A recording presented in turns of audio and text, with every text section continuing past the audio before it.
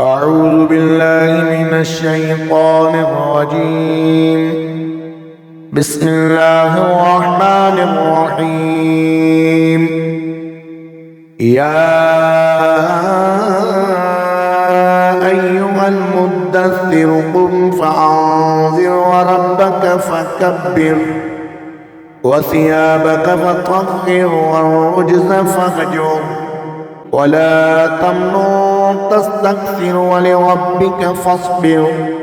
فإذا نقر في الناقور فذلك يومئذ يوم عسير على الكافرين غير يسير. ذرني ومن خلقت وحيدا وجعلت له مالا ممدودا وبنينا شهودا ومهدت له تمهيدا ثم يطمع أن أزيد كلا إنه كان لآياتنا عنيدا سأرهقه صعودا إنه فكر وقدر فقتل كيف قدر ثم قتل كيف قدر ثم نظر ثم عبس وبصر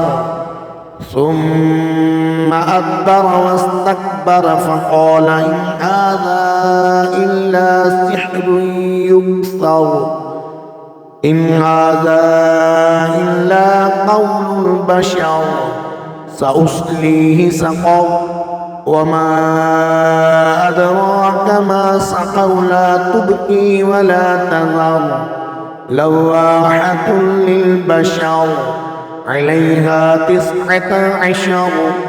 وما جعلنا أصحاب النار إلا ملائكة وما جعلنا عدتهم إلا فتنة للذين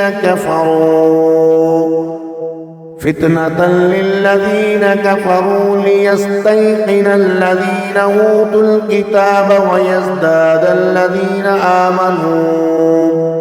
آمنوا إيمانا ولا يرتاب الذين أوتوا الكتاب والمؤمنون وليقول الذين في قلوبهم مرض والكافرون ماذا أراد الله بهذا مثلا كذلك يضل الله من يشاء ويهدي من يشاء وما يعلم جنود ربك إلا هو وما هي إلا ذكرى للبشر كلا والقمر والليل إذ أدبر والصبح إذا أسفر إنها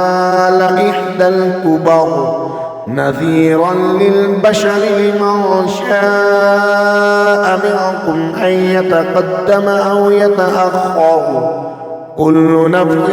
بما كسبت رهينة إلا أصحاب اليمين في جنات يتساءلون عن المجرمين ما سلككم في سقر قالوا لم نك من المصلين ولم نك نطعم المسكين وكنا نخوض مع الخائضين وكنا نكذب بيوم الدين حتى أتانا اليقين فما تنفعهم شفاعة الشافعين فما لهم عن التذكرة معرضين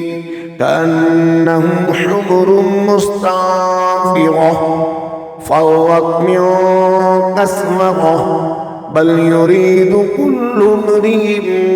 منهم أن يؤتى صحفا منشرة كلا بل لا يخافون الآخرة كلا إنه تذكرة